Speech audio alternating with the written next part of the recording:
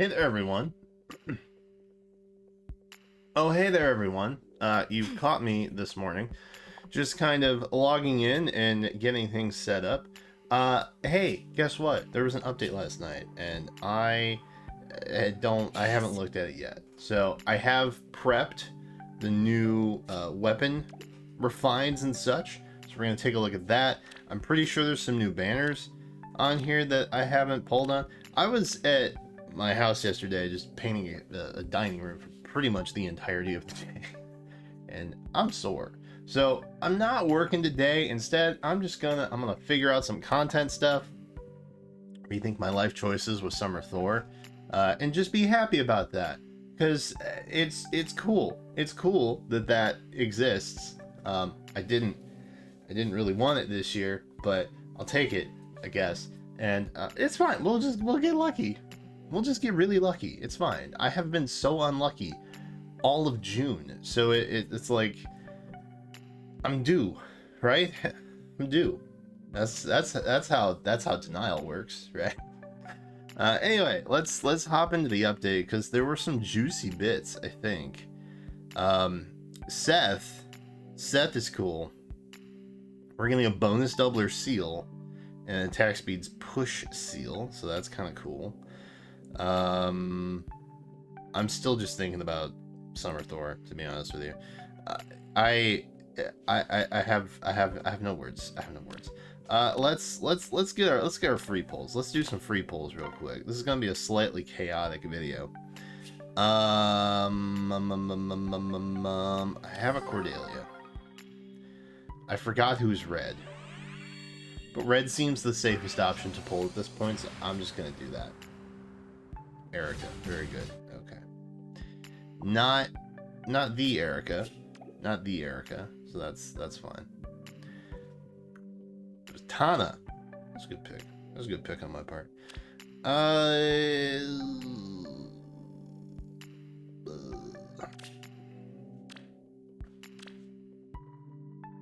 I mean, it's got to be Loki, right? I gotta pull for Loki, right? Like that just makes the most sense to try and pull for a Loki. But I'm getting oh, Emerin. I'm never really disappointed to see an Emerin, but I don't think she has anything. Is there anybody in? Ooh, Wings of Mercy. Oh, 5 star. Yeah. 5-star locked Wings of Mercy. Naturally. It is what it is. It is what it is. Are there any big update pieces that I'm like missing?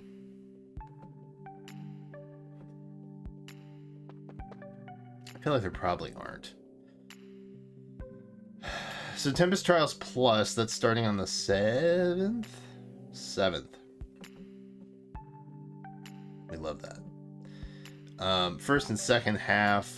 Okay. So it's interesting. Okay. Such direct exposure. Yep, fair enough. Roy did get an update. He got Spurn and Human Virtue 2. We'll take a look at this weapon refine in a minute. Hey, Dorothea merge. I forgot that was happening. Also, Broadleaf fan. That's a banger. That's a banger of limited manuals right here. And then the weapons, of course, we'll take a look at those in a second. Other changes. Damage values were calculated incorrectly have been resolved. Interesting. Some of Lorem Dancing Bride's voice tracks have been changed. Okay. And that's it. The other changes are always kind of like a little bit interesting because you never like see them coming, you know what I mean? But this means that Summer Alincia is very soon. Very soon. Should I say Swim Alincia? I see, because like the Hoshidan Festival, right? I refer to them as Festival Micaiah and Festival, like the festival group, right? Because we also have Summer Xander, and now we have Summer Micaiah and Summer Alincia. I always called them Festival, so I've never really had to change my vernacular for that, which is nice. It's nice. I had some forethought there. This still haunts me. It's wild. Okay, let's take a look. I broke them up into 3. So these three here, I'm not as hyped about, TBH. But we'll take a look here. Tagule Fang. Effective against cavalry foes if unit is adjacent to only beast or dragon allies, or if unit is not adjacent to any ally. Grants +4 to all during combat, and also if foe is not a beast or dragon foe, grants additional +4. Inflict special cooldown charge -1 during combat.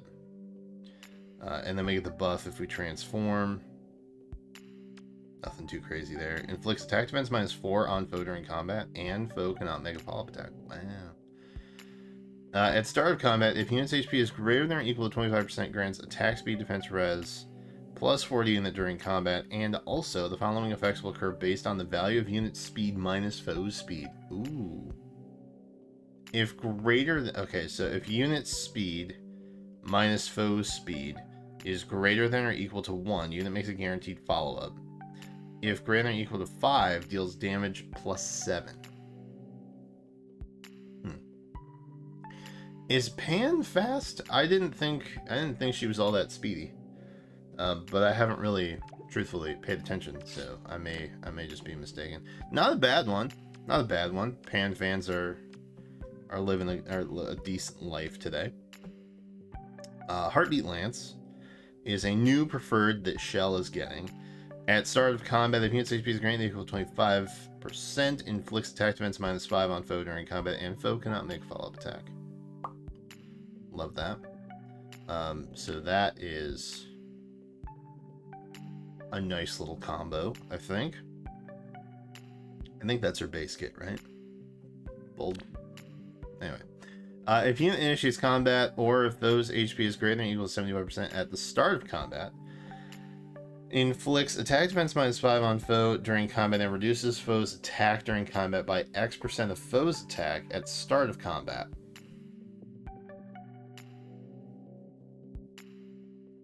X is equal to the number of units base HP, attack, speed, defense, res stats that are greater than the foe's stats at the start of combat.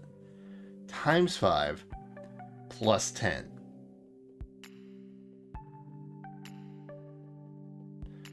Okay. So they're measuring up every stat. So basically you want Shell to have big stats all around. And then that number, however many she beats out of her opponent's stats, by comparison is going to be multiplied by 5 and then popping the 10 on additionally. And that is what the reduction of foe's attack will be, basically. I mean, it only gets more complicated, really. But that's pretty good, honestly. Like that could make Shell very tanky, very easily. And I think the conditional feels pretty easy to play off of with an A passive, like an ideal or something maybe. Marita, Shadow Sword, got an upgrade. So let's see what that looks like. Accelerate special trigger, cooldown count -1. At start of combat, if unit's HP is greater than or equal to 25%, grants attack speed +5 to unit during combat, and also if unit initiates combat, unit can make a follow-up attack before foe counter. Wow. Wow. That's actually kind of stupid. So we're getting Desperation.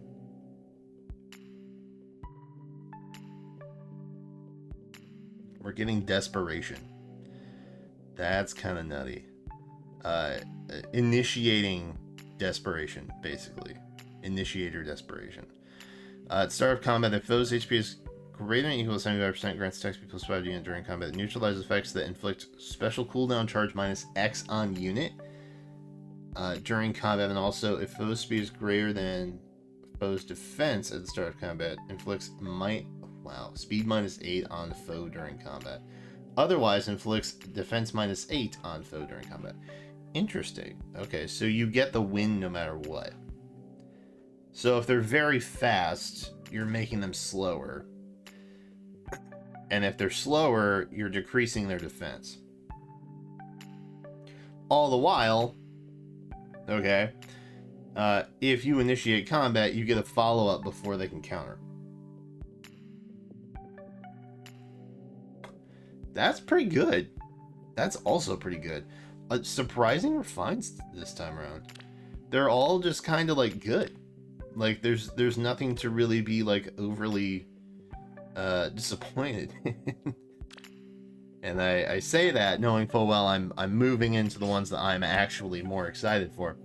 Dragonbind, Legendary Roy. Has anyone actually used Legendary Roy? Like legitimately? Like I when he came out, he was just kind of lackluster, to be honest. I'm sure Roy fans have used him. I'm sure that is certainly a thing. But I am curious about what this does, because I'm not seeing a lot of text here. Okay, I'm not seeing a lot of text here. Effective against dragon foes. Unit can counterattack regardless of foe's range. At start of combat, if unit's HP is greater than equal to 25%, grants attack speed, defense rest +4, and special cooldown charge +1 to unit per attack. And neutralizes effects that inflict special cooldown charge -X on unit during combat.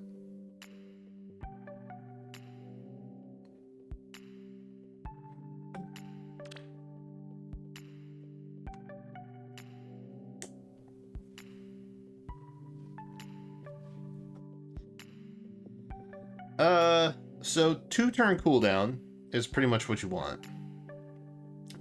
Unless, yeah, 2-turn cooldowns, pretty much what you want. Am I mistaken in something? I need to learn Human Virtue 2, maybe. Maybe that will make things better. I did give him Spurn, by the way. Or not Spurn, Wrath. So, like, not wasted, but also a little bit wasted. At start of turn, units within 2 spaces of an ally other than Beast Dragon. Blah, blah, blah. Bonus, calculates bonus separately. Okay. And so he's basically damage reduction. The fact that his weapon, okay, I'm gonna be a little bit blunt. Okay, so brace yourselves. I'm a little underwhelmed by this. I like it when they synergize with their kit. This more feels like they're just kind of giving him stuff, which is fine, totally fine. Very legitimate, way of doing it. It's just I would prefer the upgraded base kit, which is what this basically is, to be, I don't know, working together in a kind of creative way. And this just kind of feels like they're just giving him new stuff, which again is fine. But it's just how I feel. Not bad. Roy fans are probably pretty okay with that. Gillabrew. Woohoo. Calculates damage from staff like other weapons. Start of turn, if foe's HP is greater or less than or equal to unit's HP -1, and foe is in a cardinal direction, inflicts isolation. Yep. Upgrade, we're getting grants attack speed +4 and neutralizes penalties to allies within 2 spaces of unit during combat. And if unit is within 3 spaces of an ally, grants attack speed +4 to unit during combat.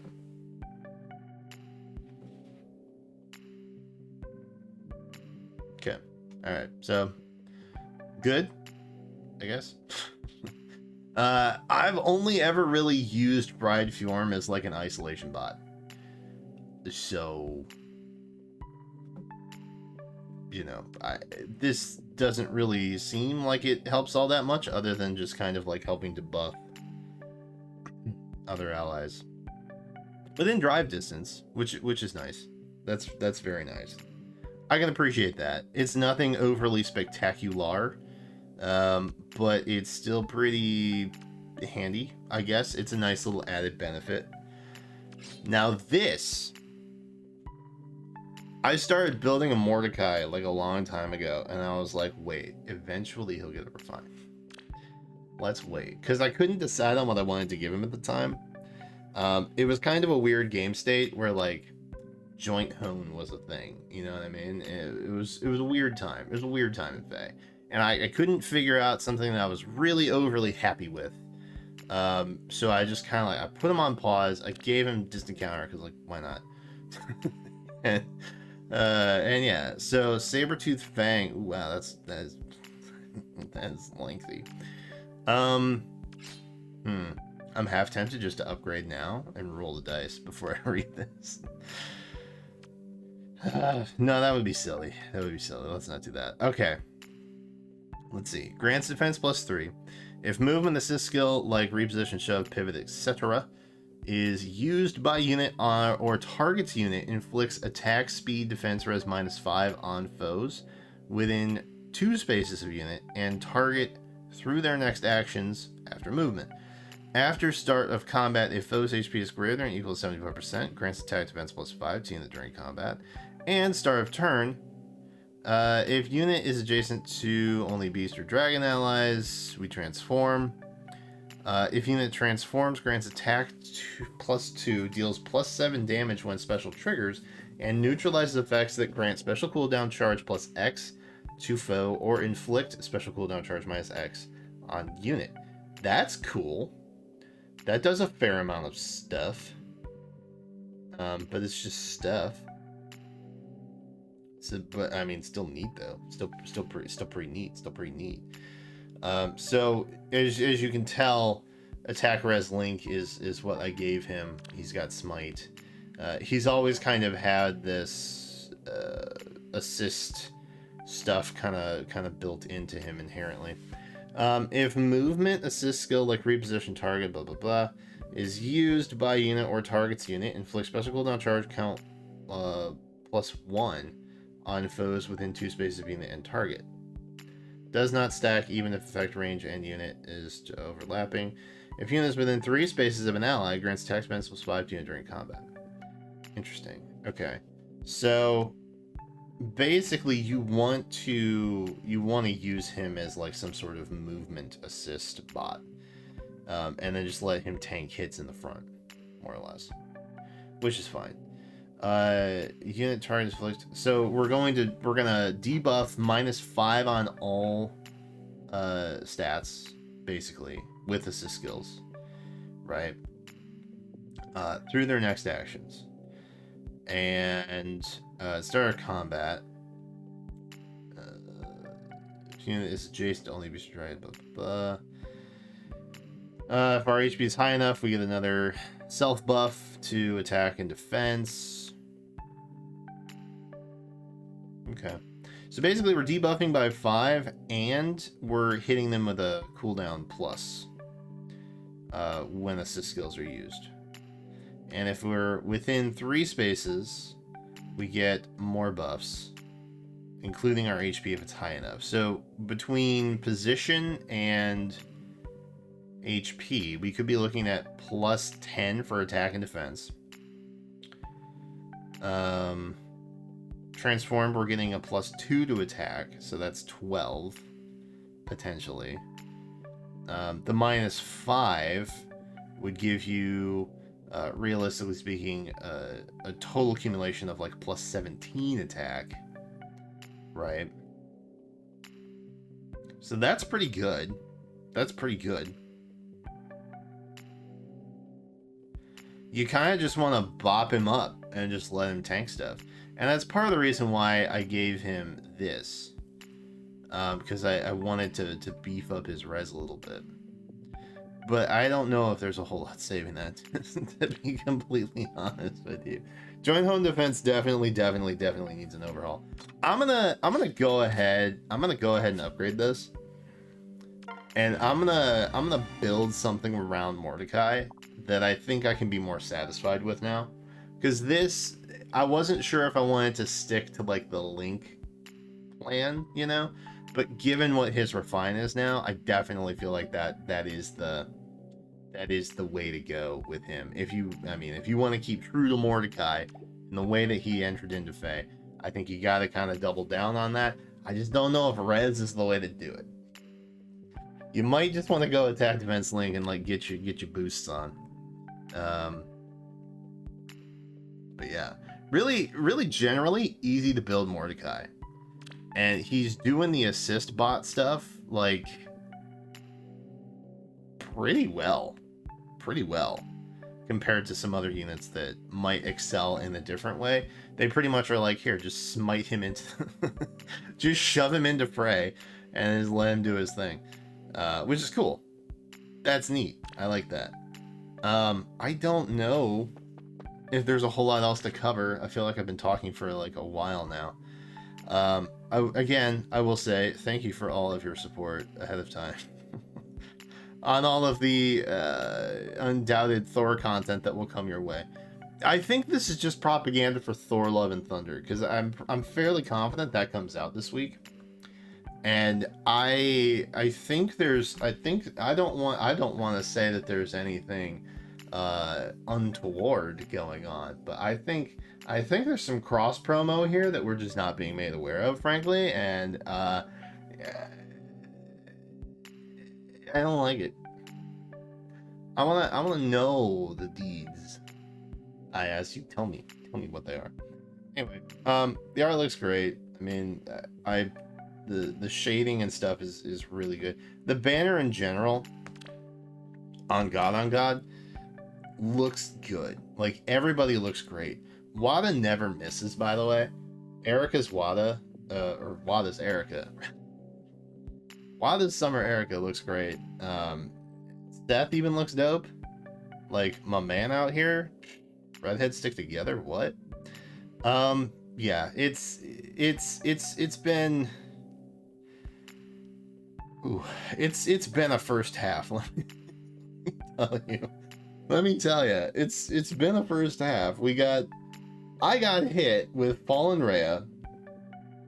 I got hit with Summer Altina and Summer Micaiah and Summer Thorr. And before the first half of Fae is done in August, I'm gonna get hit with like Brave Awakening Tiki, and it's just a lot. It's just a lot. So I'm not gonna make any summon promises. I'm not gonna make any dedicated video amount promise. I'm just gonna tell you that we're just gonna see what happens, and hopefully we get really lucky. And if we don't, I will address that later, because we have, a whole month to really kind of ponder and think about what we're gonna do there. So anyway, that's neither here nor there, not important, but that's what I have for you right now. So thank you for watching. Let me know what in the update you were most excited for. I'm a little bummed, actually, because I missed Strike, and so I'm not getting any points from this, basically. I'm not really getting anything out of Strike, and that bums me out. But I guess I won't have to try very hard on the next go about. Yeah, take that, Thor's army. Yeah, I'll show you. Also, I haven't been doing Hall of Forms. Anyway, I'm just rambling. Thanks for watching. I'm sad that Har lost the voting gauntlet. Be sure to like, comment, subscribe, ring bell, all those things. It's very helpful. It helps out a lot. Please watch every single one of my videos 18,000 times to help me recoup the loss of summer 2022 in Fire Emblem Heroes. But again, that's it for now. Thanks again, and until then, I will catch you next time.